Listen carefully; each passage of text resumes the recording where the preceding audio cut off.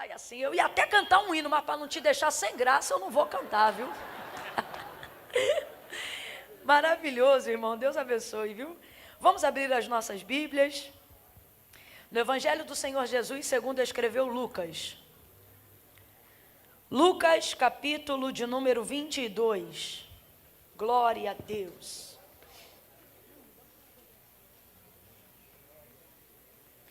Evangelho do Senhor Jesus, segundo escreveu Lucas, capítulo 22, em homenagem às 22 cidades que estão aqui hoje.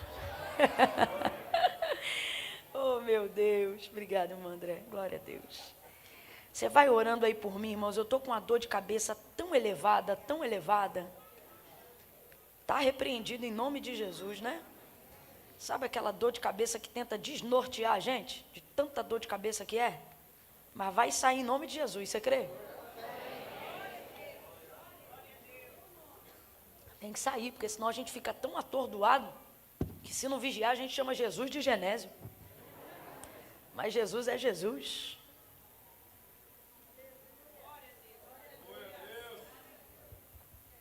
Pode beber água aqui? Pode?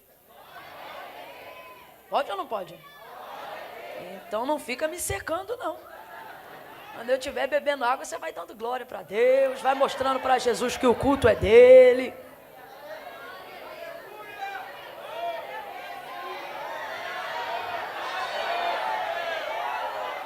Eita, glória! É isso.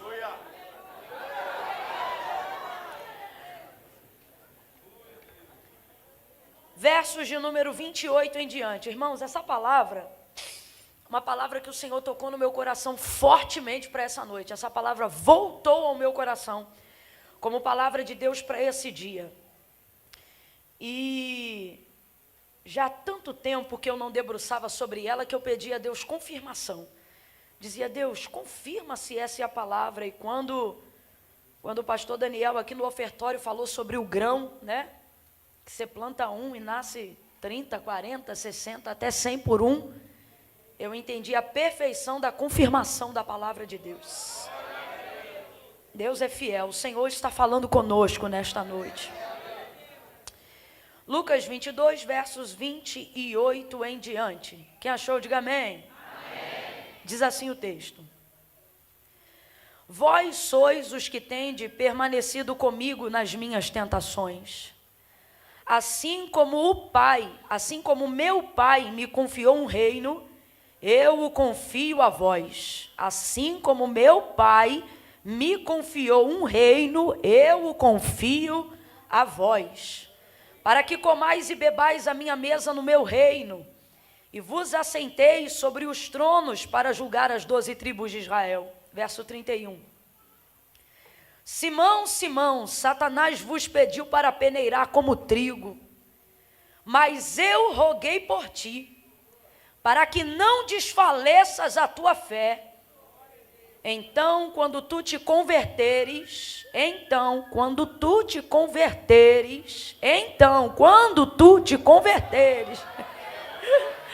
fortalece os teus irmãos.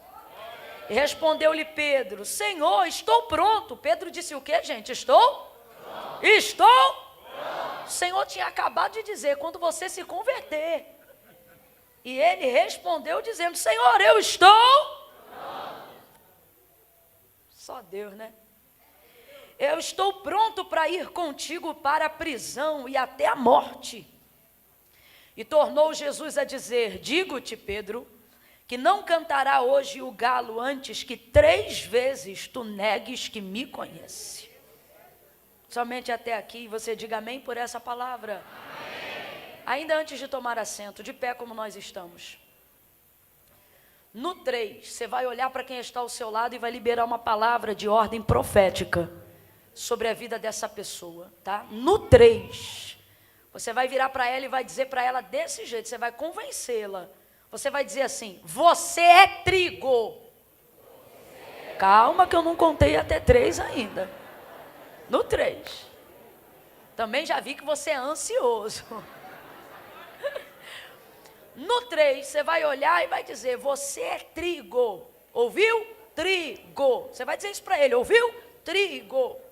É um, é dois, é três. Diga aí. Você é trigo. Ouviu? Trigo. Você é trigo. Amém? Senta dando glória a Deus aí. Ô glória, vou te dar mais uma chance. Senta dando glória a Deus. Ô glória, aleluia. Glória a Jesus, glória a Jesus. Glória a Deus. Deixa eu ler para você, sentado aí como você está, Mateus capítulo 13, versículo 24 em diante. Olha o que diz o texto. Jesus propôs-lhe outra parábola, dizendo: o reino dos céus é semelhante ao homem que semeia a boa semente no seu campo.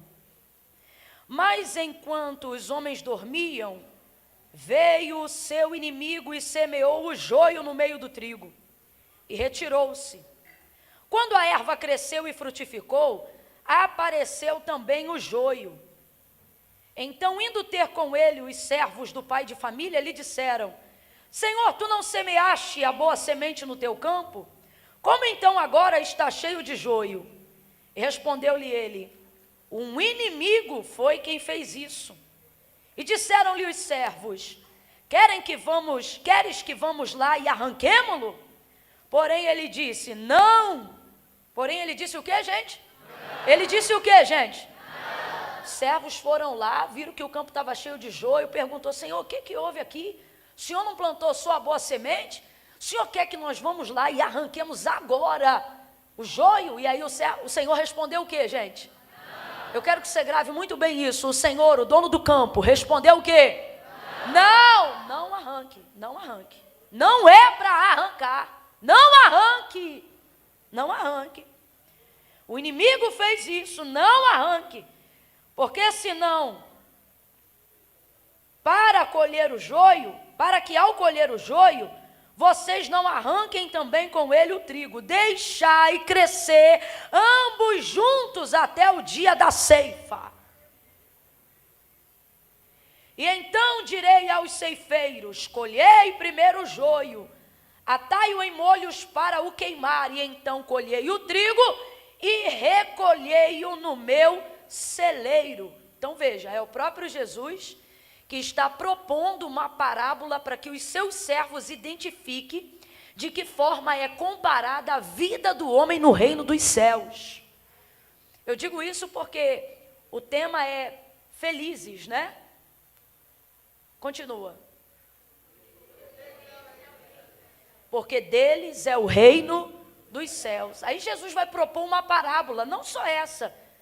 No capítulo 13 de Mateus, ele vai sair propondo uma atrás da outra, várias, a fim de fazer não só com que os seus discípulos, mas a multidão que o seguia, compreendesse o que é a manifestação do reino de Deus, o que é o reino de Deus, de que forma esse reino pode ser compreendido, e não só compreendido, mas vivido por nós, porque ele não espera que nós venhamos compreender a manifestação desse reino só naquele grande dia, quando fomos arrebatados, ou quando ele vier buscar a sua igreja. Não, ele quer a compreensão da manifestação desse reino aqui na terra. Por isso a oração do Pai Nosso, aquela que Jesus ensinou aos seus discípulos, ela não dizia que nós venhamos ir ao teu reino, mas ela dizia que venha o teu reino a nós, aqui na terra. Pai Nosso que está no céu, santificado seja o teu nome, venha o teu reino. Então não é para aqui subir, é para lá descer sobre nós. E aí, então ele vem fazendo os seus discípulos terem a compreensão de como é que esse reino se manifesta aqui na terra. E é necessário essa compreensão para você entender que não são anjos que vão manifestar o reino de Deus aqui na terra, não são apenas pessoas de poder ou de cargo eclesiástico que têm autoridade para manifestar o seu reino aqui na terra, mas são todos aqueles que foram chamados e foram feitos filhos de Deus. Receberam também com ele autoridade, ao serem feitos filhos de Deus, também de manifestar o seu reino aqui na terra. Quando Jesus envia os seus 12 discípulos, antes de ser entregue à cruz do Calvário, antes da ressurreição, e depois dando continuidade em Atos dos Apóstolos, capítulo 1, verso 8, quando ele é assunto aos céus, ou seja, quando ele em carne não vai mais estar com a sua igreja aqui, antes de tudo isso ele já vai delegar poder aos seus. Ele vai dizer assim: eu vos dou o poder. E que poder é esse que o Senhor delegou aos seus? Um poder que só aqueles que estão constituídos do reino de Deus têm autoridade para manifestar. Então aqui você já começa a compreender que não é só conhecer o nome de Jesus, mas é ter autoridade para no seu nome manifestar o seu poder. Foi isso que ele disse aos seus discípulos: vocês se maravilham com aquilo que eu faço, mas em meu nome vocês farão coisas muito maiores. Aí ele vai dizer aos seus discípulos que lhes dá autoridade, porque a autoridade é direito de exercer poder. E o que é poder? Direito de exercer autoridade. Então quando Jesus disse aos seus discípulos, antes de ir para a cruz, antes de ressuscitar e antes de ser assunto aos céus, quando ele disse eu vos dou poder, ele está dizendo e eu vos dou autoridade. Autoridade para quê? Para usar esse poder, autoridade para manifestar esse poder. Então quando a gente diz felizes é quem tem direito de usar autoridade. Felizes, o que o salmista disse? Ele disse assim: como são felizes os que temem o teu nome. Aleluia. O que ele está dizendo? Ele está dizendo como é bom você caminhar em segurança, como é bom você ser representante de um reino sempre eterno. Quando você está em algum outro país, quando você está fora da sua cidadania e você acha a sua embaixada, isso te dá um alívio tão grande, irmão. Você sabe que você está seguro. Quando eu tenho a oportunidade, o Senhor me leva para uma outra nação. Quando eu chego naquela nação, logo que eu piso em solo, no território estrangeiro, a primeira coisa que sobe no meu celular é uma notificação com o número da embaixada. Quem aqui já viajou para fora sabe qualquer operadora, independente da operadora. Quando você pisa numa nação estrangeira, a primeira notificação de mensagens que sobem lá é a notificação do seu código. Eles te dão um número e te dão o número da embaixada, dizendo, qualquer coisa que aconteça, resumindo, você vai ligar para esse número, é o número da sua embaixada aqui nessa nação, e você vai dar esse código aqui, é o número. O que é aquele código? Aquele código vai te dar acesso para você ser reconhecido na embaixada como alguém daquela nação, da sua nação, numa embaixada distante. Então veja, é isso que Jesus está fazendo. Qual é o código? O código é Jesus. Aí olha o que ele diz: e eu vos dou poder. E eu vos dou poder. O que é isso? Eu vos dou autoridade. E aonde? Só aqui em Jerusalém? Não, Judéia, Samaria e até os confins da terra. E o que nós vamos fazer lá, Senhor? Vocês pisarão serpentes e escorpiões. Vocês vão ter poder para desatar cadeados de ferro, ferrolhos de bronze. Vocês comerão coisas mortíferas e essas coisas não lhes farão dano algum, porque eu vos dou poder, eu vos dou autoridade. Ele diz assim: vocês chegarão numa nação, numa pátria ou numa cidade e dirão, paz seja convosco. E se vocês forem bem recebidos, a paz que é com vocês, ou seja, a paz da vossa autoridade, vai se assentar sobre aquela cidade, reino ou nação. E se vocês forem mal recebidos, vocês têm autoridade para levar embora a paz que vocês carregam daquela região. Tamanha é a autoridade que eu vos dou, porque ele disse, eu vos dou poder. Poder. E eu vos dou poder, muito poder, irmão, muita autoridade. Agora, essa foi a palavra que ele liberou. E o poder, de fato, veio quando? Atos dos Apóstolos, capítulo 2. Porque o mesmo Jesus que disse, eu vos dou poder, antes de ir embora, disse para ele, portanto, ou seja, uma coisa está ligada à outra. A palavra está sobre vocês e vocês vão receber o cumprimento dela, desde que, ou seja, portanto, ficai em Jerusalém, até que do alto sejais revestidos de poder, até que essa palavra se cumpra. Por quê? Jesus não tem interesse em testemunha que não tenha poder. Todo aquele que manifesta o reino de Deus, ou que deveria manifestar o reino de Deus, se o fizer sem poder, envergonha o reino. Então o que Jesus vai dizer aos seus discípulos? ficai até que do alto sejais revestidos. Até que vocês sejam o quê? Tomados de poder. O batismo do Espírito Santo com fogo, não só na descida do cenáculo, mas hoje sobre cada um de nós. Qual é o seu principal propósito? Fazer o homem falar com Deus? Não, fazer o homem ser revestido de poder. Esse é o principal propósito. Existem outros, mas esse é o principal propósito. Sermos revestidos de poder. Para quê? Para termos autoridade para manifestar esse reino do qual cremos, esse reino do qual profetizamos. Quem aqui já viu alguém manifestando o nome de Jesus sem poder? Dá uma vergonha alheia. Quem aqui já viu alguém tentando expulsar um demônio e o demônio não saía? Quem aqui já viu alguém dizendo que era crente dando mau testemunho? E o que é isso? Isso são pessoas que acreditam fazer parte de um reino do qual elas não têm poder e autoridade para exercer esse reino. Então, quem não tem poder só passa vergonha. Eu quero que você olhe para alguém que está ao seu lado e diga isso agora para essa pessoa. Diga assim para ela: se não tiver poder, diga, se não tiver poder, vai passar vergonha. E se está passando vergonha, meu irmão, não vai manifestar o reino de Deus, porque o reino de Deus não é um reino de vergonha, é um reino de poder, é um reino de autoridade, é um reino de honra, é um reino de integridade. É por isso que nós devemos buscar o poder de Deus. Crente não pode viver sem poder. Crente não pode viver sem o direito do exercício da autoridade que já lhe foi concedido como herdeiro de Deus. Você tem que ser poderoso, meu filho.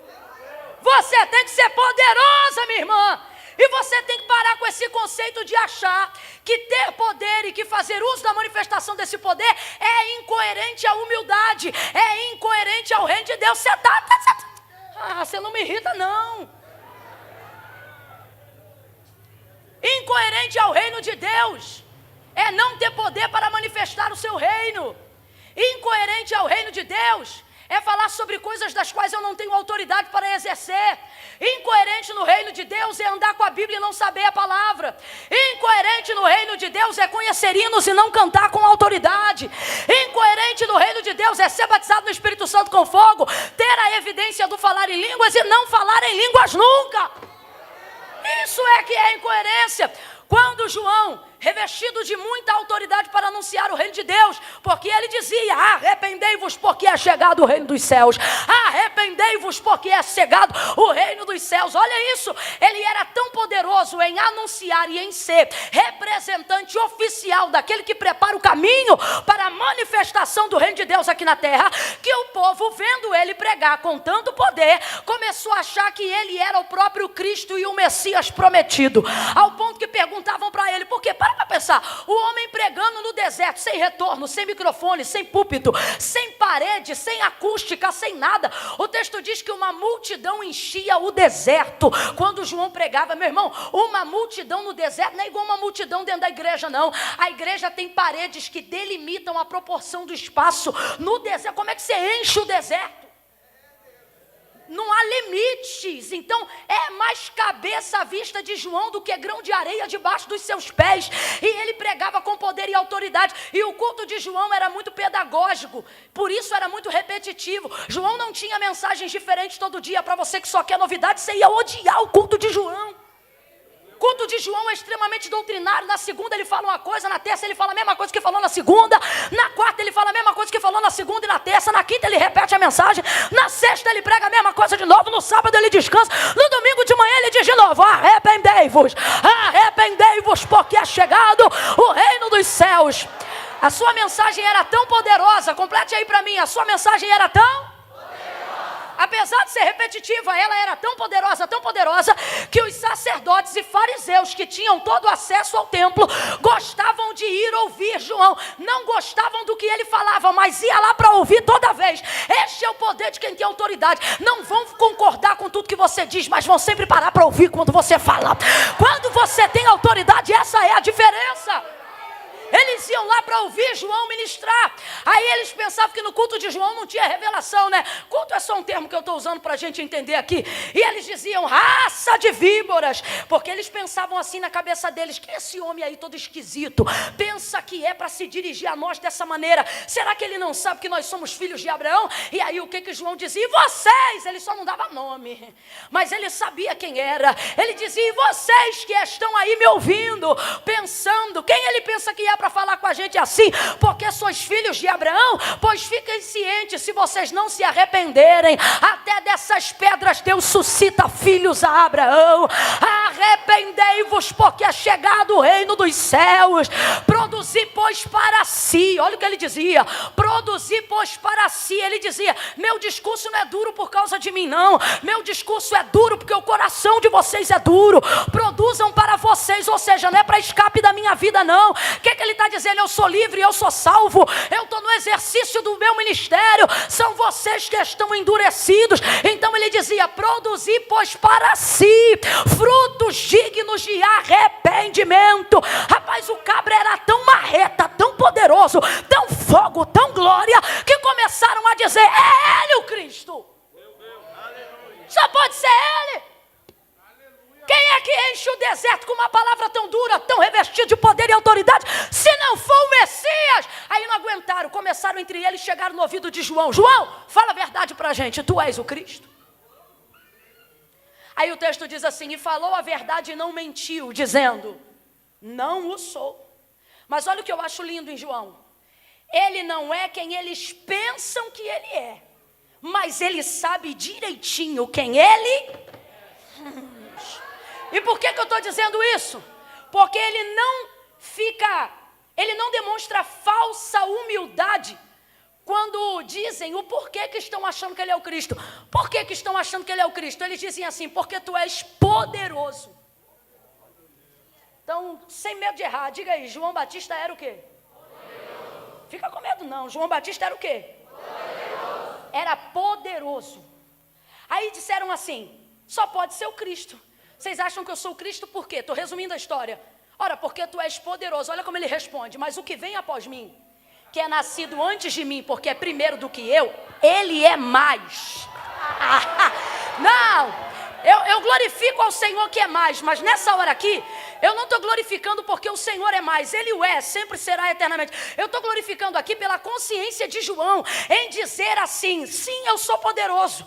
E isso não muda um fato, o quê? Que Ele é mais poderoso do que eu. Então olha o que Ele está dizendo, eu tenho consciência de que eu de verdade tenho poder. Porque Ele não diz, eu não sou poderoso, eu sou coitadinho. Ele não diz, não, eu sou um Zé, ninguém é ruim. Ele sabe que Ele é apenas uma voz, mas Ele sabe que é uma voz poderosa. Ele diz assim, aquele que vem após mim, que é nascido antes de mim, porque é maior do que eu, este é mais poderoso que eu. Se ele está usando um hiperlativo para dizer o quão poderoso é Jesus, ele não está usando um diminutivo para dizer o quão menos poderoso é ele. O que ele está dizendo é, vocês estão certos, eu sou poderoso sim, sou poderoso porque ele me deu autoridade para manifestar o seu reino, sou poderoso para que vocês pensem, de certa forma, que eu posso até ser ele, mas na verdade não sou. Isso tudo é para vocês verem que se vocês gostam de mim, imagina ele.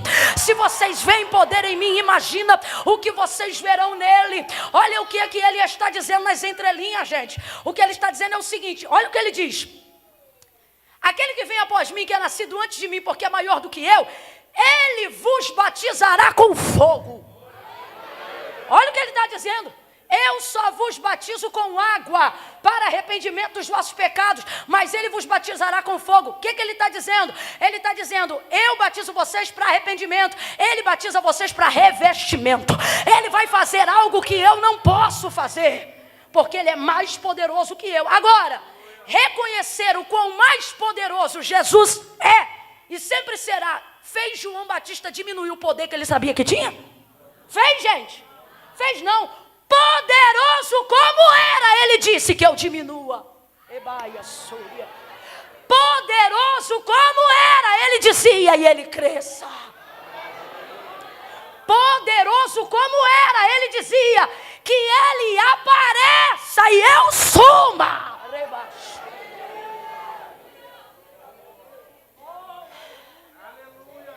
Você percebe, alguém aqui consegue perceber que João Batista consegue não diminuir o que Deus faz na vida dele para diminuir a si mesmo? Vou repetir. Alguém aqui consegue perceber que João Batista consegue não diminuir o que Deus faz na vida dele para poder diminuir a si mesmo? É a mesma pessoa que não diminui o que Deus faz, mas consegue diminuir a si mesmo. A gente pega tudo e faz uma coisa só. Para diminuir a si mesmo, você diminui seu lugar no reino. Para diminuir a si mesmo, você diminui as coisas que Deus te entregou. Para diminuir a si mesmo, você diminui teu poder e tua autoridade, porque você não consegue diminuir a si mesmo e manter as coisas que Deus fez grande. Você bota tudo no mesmo saco emocional e começa a andar por aí como se fosse aquele desenho sei lá como é que é aquela raposa lá que ela ficava, ó vida, ó céus. Olha de novo para quem está do teu lado e diga, tu é poderoso. É poderoso. Pare de agir como se não fosse. Pare de agir como se não tivesse. Pare de agir como se não tivesse sido chamado, como se não fosse escolhido. Ei, se endireita nessa cadeira aí, poderoso. Bora, se endireita aí, poderosa.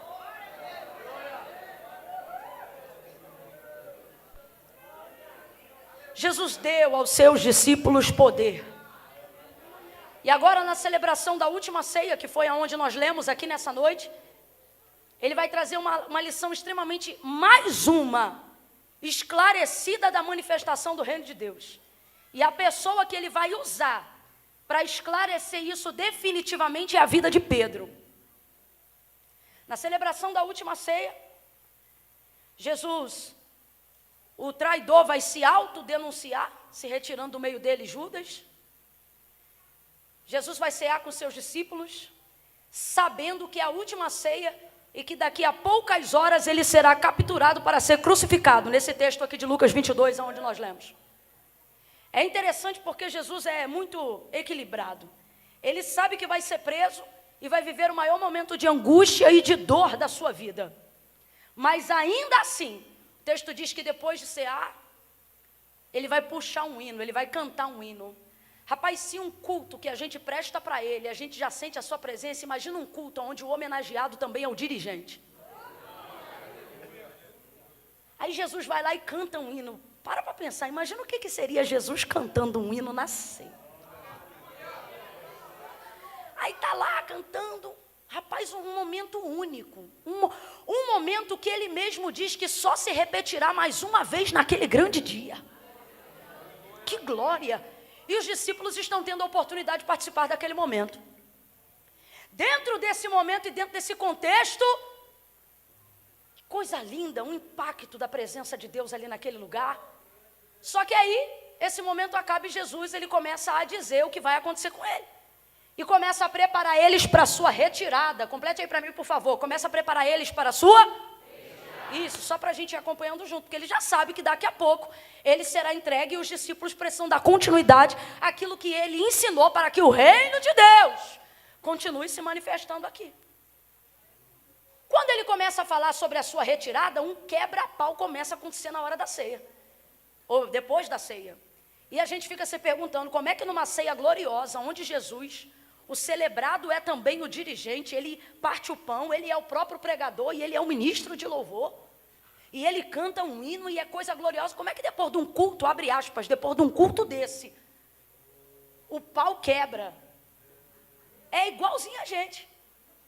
Quantas vezes a gente sai de um culto glorioso e na cantina a gente já arruma confusão. A gente fica se perguntando, meu Deus, eu acabei de... Rapaz, começou uma briga entre eles. Por que você sabe, Camila, que foi uma briga? Porque o texto diz que eles começaram a levantar a voz. E como dizia a vovó, quando um não quer, a dor não briga. Se mais de um está levantando a voz, é porque a briga está generalizada. Rapaz, acabaram de cear com o próprio Cristo e começaram a discutir. E sabe qual era a discussão? Visto que Jesus estava falando da sua retirada, começaram a discutir para saber quem seria o maior no meio deles. E começou a briga. Quem é que vai liderar depois que ele partir? Quem é que vai cuidar de todo mundo depois que ele for embora? Quem é que vai ser o dirigente? Quem é que vai ser o bambambam? Quem é que vai... Começaram a querer saber quem ia ser o maior. Olha que conversa pífia. Jesus ainda nem se ausentou do meio deles. Mas particularmente eu acho que é isso que Jesus gosta desse determinado tipo de crente. Não é gente que espera Jesus ausentar, é gente que já mostra quem é diante do próprio Jesus.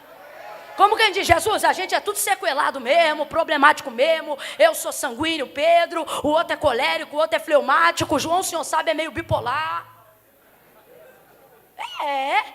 Rapaz, eles começaram a brigar, Jesus teve que intervir.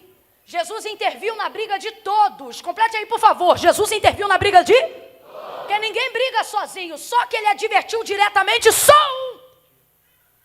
Quem você acha que começou essa briga? Para ele ter advertido só um, você acha que ele ia advertir só um, aleatoriamente? Começou esse quebra-pau para saber quem seria o maior. E Jesus chega e diz assim, vós sois os que tendes permanecido comigo nas minhas tentações. Sabe o que ele está dizendo? Olha o que ele disse, você leu comigo. Assim como meu Pai me confiou o reino, eu vou sair daqui depois desse quebra-pau e eu vou dar esse reino. Gente, Jesus é muito crente.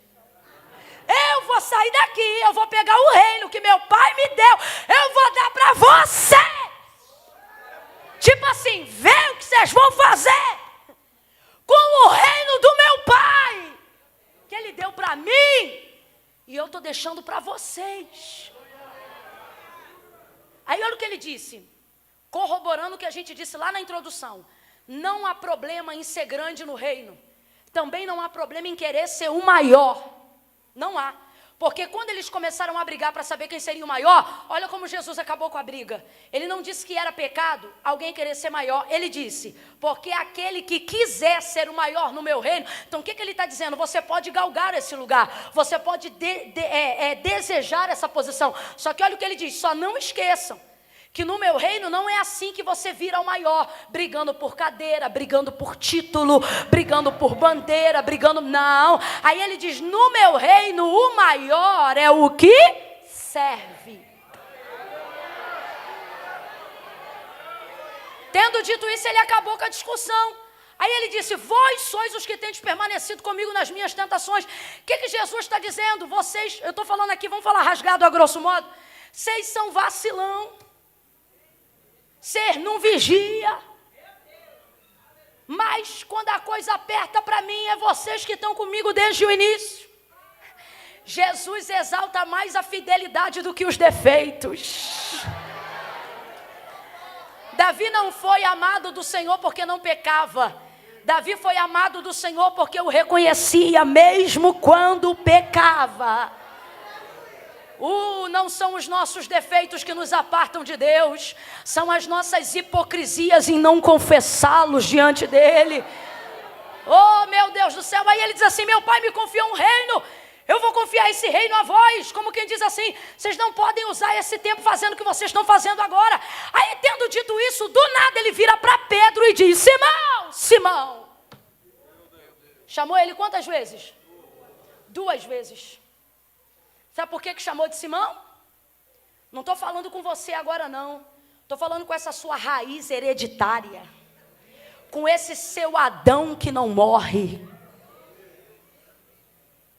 Chamou ele 2 vezes porque era necessário despertamento. Abre a tua boca para você ser despertado também e complete aí, por favor. Era necessário despertamento.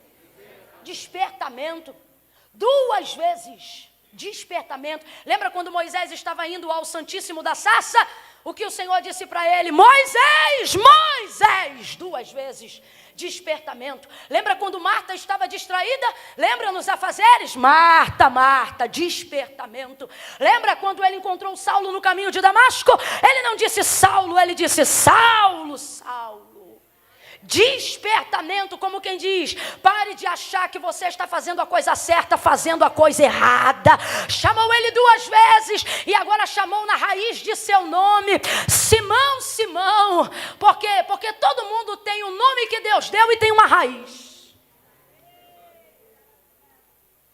Jacó, antes de ser Israel, era Jacó. Sarai era Sarai antes de ser Sara. Abrão antes de ser Abraão. Jacó antes de ser Israel. E Pedro, quando o Senhor o advertia, Simão, sabe o que ele está dizendo? Não estou falando com o discípulo que anda comigo, não. Estou falando com o rebelde caído que mora dentro de você. Com esse que de tempo em tempo se manifesta contra a vontade de Deus na sua vida. Com aquele que Paulo disse ao escrever a carta aos Romanos, quando ele disse: miserável homem que sou, quem me livrará do corpo desta morte? Porque o querer bem está em mim, mas ocorre que todas as vezes que vou efetuá-lo, encontro outra lei, isto é, nos membros da minha carne, que opera contra o querer bem que está em mim, de modo que o bem que quero fazer não faço, mas o mal que eu não quero, esse faço. Miserável homem que sou, quem me livrará do corpo desta morte? Aí agora, no meio daquela discussão, Jesus vira para Pedro e diz: Simão, Satanás te pediu a tua vida, quer te cirandar. O que é isso? Peneirar como trigo. Mas eu roguei ao Pai por ti, para que não desfaleças a sua fé. Dá uma pausa nisso aqui, presta atenção. Lugar de trigo é na peneira, para você não esquecer nunca mais, complete aí. Lugar de trigo é onde? Lugar de trigo é onde? Então por que Satanás, ao querer peneirar Pedro, que é trigo, Deus interpela? Por que Jesus não deixa ele ir? Porque ele pode ser um vacilão, mas o texto é claro, não pediu para se andar como joio, porque o diabo sabe, você é trigo. É a boa semente que foi semeada, é a semente que representa a humanidade no reino dos céus. Agora, visto que é trigo, por que o Senhor interpelou e não deixou ele para a peneira, se o lugar do trigo é na peneira? Só que o lugar do trigo que é na peneira é o trigo maduro. Deixa eu te explicar como é que é o crescimento do trigo. O trigo, ele cresce dentro daquela gominha que a gente chama de espiga. Quem já viu um galinho de trigo aqui? Nem na ceia, você viu? Já viu? Na decoração? Vou perguntar de novo. Quem já viu um galinho de trigo? Pronto. Aquelas gominhas pequenininhas escondem a semente do trigo. Nós chamamos elas de espiga.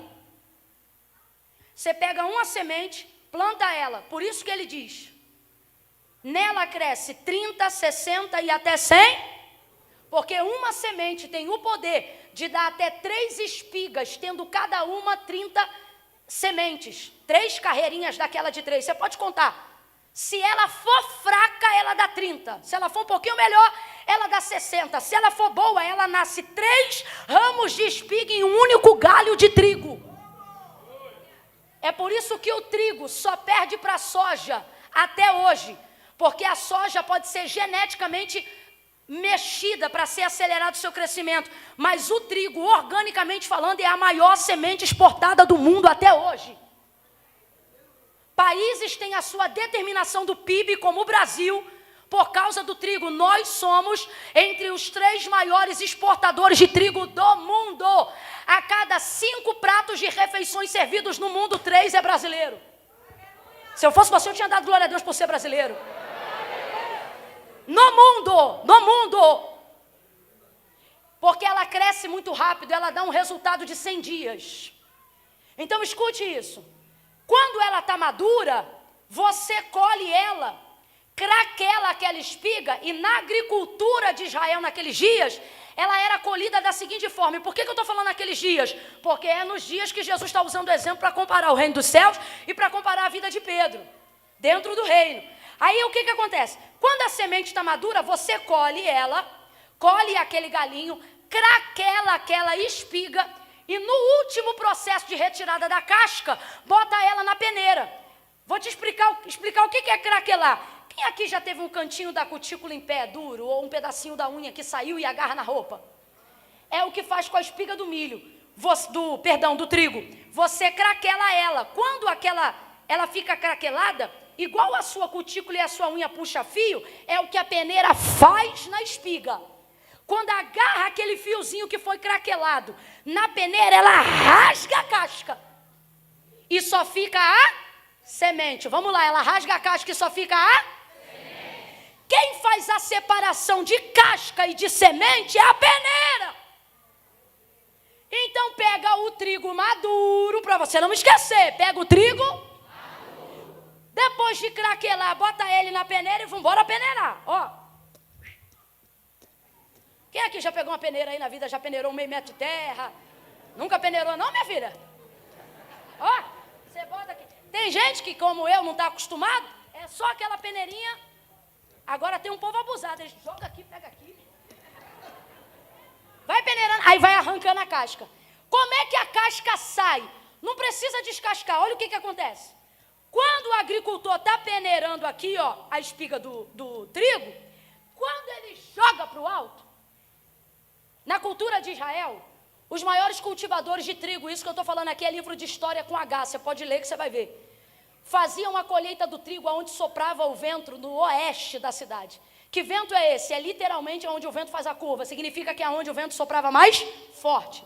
Para que eles não tivessem que separar a casca. Então, quando eles botavam o trigo maduro na peneira, eles jogavam para o alto, por estarem na região oeste da cidade, ou seja, literalmente onde o vento faz a curva e é mais forte. Quando ele jogava, a casca ficava leve, porque só tem peso a semente. Então, quando a casca subia, quem levava? E só caía na peneira quem? A casca vai para o vento, mas a semente vai para o celeiro. O agricultor não cultiva trigo para guardar casca, ele cultiva trigo para guardar semente. Só que esse processo que eu acabei de listar para você, ele só é bem sucedido se o trigo estiver maduro. E por quê? Porque o trigo maduro, como é que você sabe quando ele está maduro dentro daquele momento de agricultura? Quando aquela semente fica solta dentro da casca. Então presta atenção. Quando é que o trigo pode ir para a peneira? Quando a semente dentro da espiga está como? Está como? Então você define a maturidade do trigo que está preparado para ir para a peneira, desde que ele esteja solto da casca. Assim, quando a peneira ferir a casca, ela não fere a semente, ela libera a semente. Quem está entendendo até aqui, diga amém. Agora olha o processo do trigo novo. Por que Deus vai intervir? Porque Pedro é trigo, mas é trigo novo. E é trigo novo por quê? Porque a sua semente ainda não está solta Porque a semente é a alma, a casca é a carne. A casca é aquilo que depende dos nutrientes terrenos para desenvolver a sua vida. Todo mundo aqui, antes de entregar a alma para Deus, primeiro passou diante de Deus com a sua carne. Presta atenção nisso aqui. Deus dizia assim para Israel, dizia assim para Moisés, diga a Israel que faça canções com o meu nome, para que os filhos deles se lembrem dos meus feitos e temam o meu nome. Então é muito bonito a gente dizer, eu não adoro Deus pelo que Ele faz, eu adoro Deus pelo que Ele é. Mas antes de aprender a adorar Deus pelo que Ele é, prioritariamente você aprende a adorá-lo pelo que Ele faz. Quem não conseguiu primeiro conhecer o que Ele faz, jamais vai conseguir adorá-lo pelo que Ele é. Então, na prática, a poesia é bonita, mas na prática, a pedagogia é disciplinatória. Você só desenvolve intimidade com Deus depois de reconhecer quem Ele é. E como eu faço isso? Você só sabe quem Ele é se souber o que Ele faz. Você não respeita um Deus que não faz. Você não respeita um Deus que não tem. Você não respeita um Deus que não pode. Por que Israel tinha dificuldade de ter somente Deus como Senhor e se curvava a ídolos feitos por mãos de homens? Ele vai explicar para Jeremias na casa do oleiro, no capítulo 18, quando ele diz assim, ó Israel, como o barro se quebra ou se molda na mão do oleiro, assim sois vós na minha mão, ó casa de Israel. O que ele está dizendo? A revolta de Israel em me adorar é por quê? Porque eu, diferente dos outros deuses, eles não têm poder de manipulação alguma sobre mim. Dentro da cultura brasileira, para você entender, tem um santo que é chamado de casamenteiro. Eu já vi a forma como esse santo é tratado diversas vezes dentro da nossa cultura, e estou falando da cultura brasileira. Por exemplo, eu já vi gente, isso também é errado, eu já vi gente dizer, abrindo geladeira de amigo meu, e o santo estava lá. Aí eu disse, menino, o que esse santo está fazendo aqui? Aí a pessoa dizia, não, porque eu dei prazo para ele, que se eu não namorasse ou casasse até tal dia, ele ia ficar de castigo. Quantas vezes eu cheguei na casa da minha avó por parte de pai, e no lugar onde tinha o altar da adoração dos deuses que ela constituía como Deus para a sua vida, eu via a santa de cabeça para baixo, e eu dizia, eu consertava. Aí eu passava no corredor e consertava. Passava no corredor, estava de cabeça para baixo, eu passava e consertava. Quando ela me viu consertando, ela disse, quem mandou você fazer isso? Eu falei, uai, tem que ficar de cabeça para baixo? Aí ela disse, tá assim porque eu dei um prazo, uma bênção até tal dia. Não me deu, tá de castigo. Ídolos constituídos por mãos de homens, a criatura exerce nível de domínio e poder sobre eles. Por que Israel tinha dificuldade de adorar somente ao Senhor? Porque eles não constituíam poder algum sobre o Deus que eles adoravam. Mas o Deus que eles adoravam, adorando ou não, constituíam poder pleno sobre eles. Então era um jeito de Deus dizer, assim como não pode o barro dizer ao oleiro, por que me fazes assim? Assim sois vós na minha mão. O que Deus está dizendo, Jeremias? Diga para Israel que ela não me manda, sou eu que mando, que quebro, que envergo, que viro de cabeça para baixo e faço o que quero. Faço o que quero. Há uma dificuldade, por quê? Agora Deus vai intervir no plano do adversário de peneirar Pedro. Por quê? Porque Pedro é trigo, mas é novo. E o trigo novo ainda depende do que Deus faz para reconhecer quem ele é. A alma dele não está pronta, a fé dele não está pronta. Ele ainda não está maduro, ele vai ficar, mas ele ainda não está. O investimento feito nele foi do próprio Jesus Cristo, assim como em cada um de nós. Então, na verdade, preste atenção, Jesus não está protegendo só Pedro, Jesus está protegendo o investimento que ele está fazendo na igreja. Jesus discipulou Pedro 3 anos e meio, mentorou Pedro 3 anos e meio, e agora o diabo quer peneirar, só que ele ainda é trigo novo. E o que é o trigo novo? O trigo novo ainda é trigo, só que ele ainda está apegado à casca, porque nós identificamos que o trigo só está maduro para ser peneirado depois que a semente está solta da... Só que o trigo novo depende da casca para continuar sugando os nutrientes da terra e continuar crescendo. Então, no trigo novo, a semente do trigo ela está colada na... São as pessoas que ainda dependem do que Deus faz para reconhecer quem Ele... São pessoas que ainda dependem de ver e viver coisas aqui na terra para identificarem coisas que Deus quer comunicar no céu. E não há pecado nenhum nisso, isso é processo, isso é tempo. E não há aqui quem diga que não passou por ele, ou que não vai passar. Então por que Jesus intervém? Porque senão todo o investimento de Pedro será destruído por ele ser provado antes do tempo. A peneira aqui é tipologia nesse contexto de provação. A prova, ela só prova a carne de quem Deus tem o interesse de melhorar o espírito. O que Paulo vai dizer sobre a prova, sobre o sofrimento? É a tribulação que produz paciência, perseverança, ok? Esperança. Quem está entendendo, diga amém. Amém. Aí vamos lá, quem vai ser Pedro, minha gente? O primeiro apóstolo da igreja. Um dirigente extremamente poderoso, um indicador de caminho. O primeiro sermão de Pedro chocou até os catedráticos da sinagoga.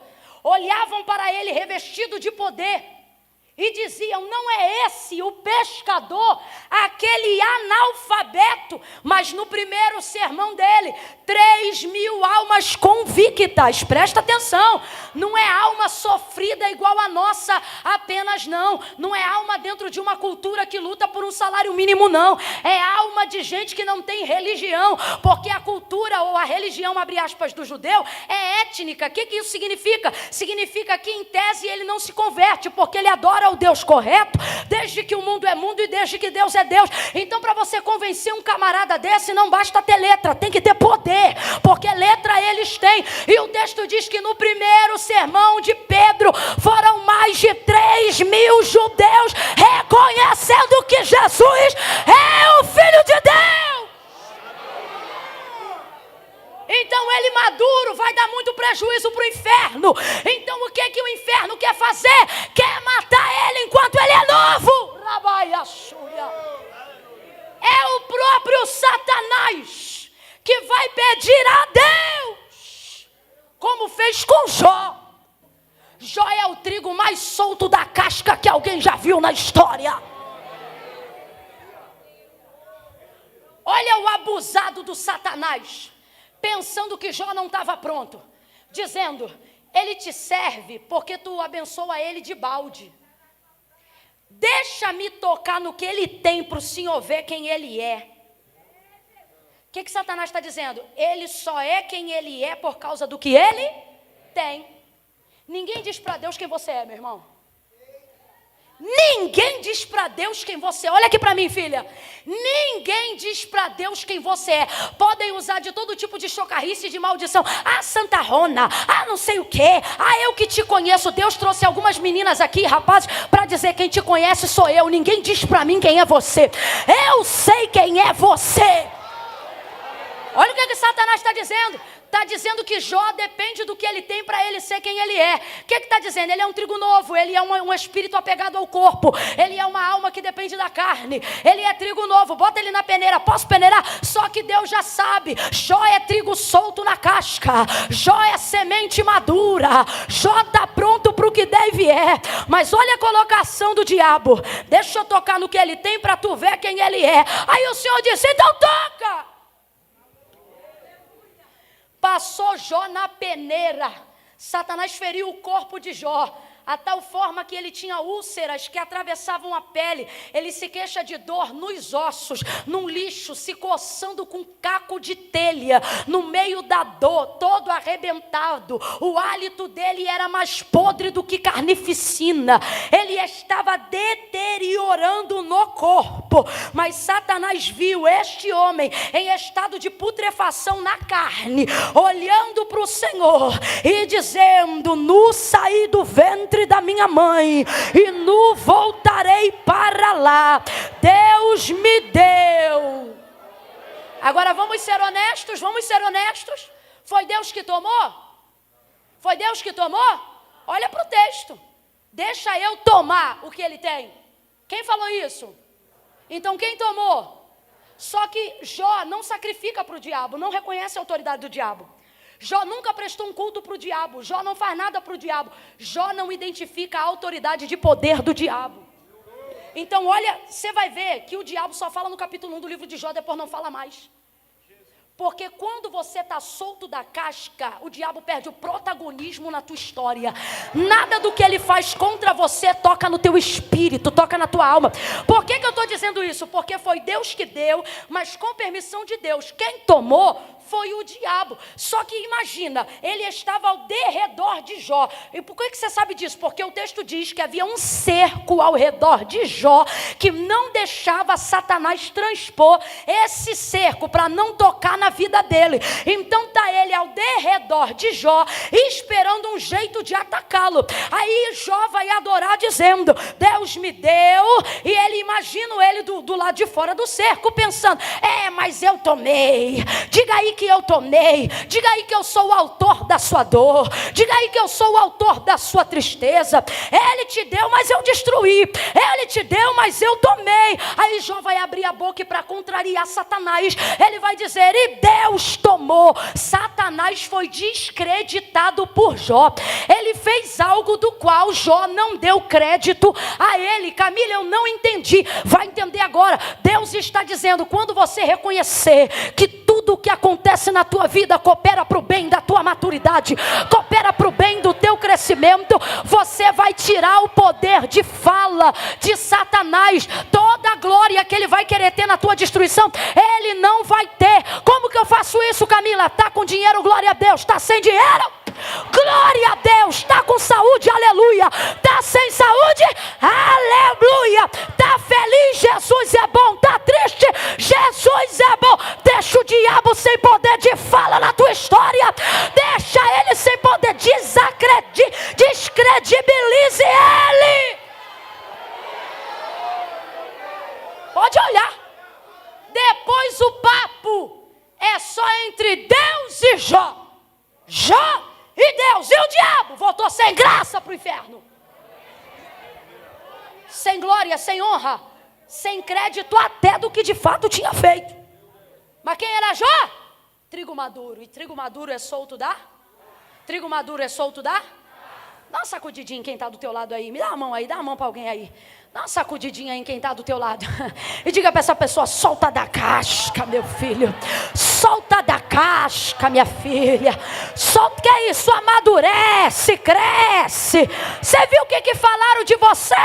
Falaram o quê? Falaram isso, isso e isso. Ó o trigo novo, ó o trigo novo. Eu vou lá e vou mostrar com quantos paus se faz uma canoa. Ó o trigo novo, ó o trigo novo. Eu vou lá e vou mostrar que eu sou crente, mas não sou otária. É o trigo novo. Agora o trigo maduro diz que eu mandei um beijo e estou orando por ele. Ó o trigo maduro diz que eu estou em oração. Solta dessa casca, meu filho. Coloque aquilo que você tem de mais precioso em Deus numa área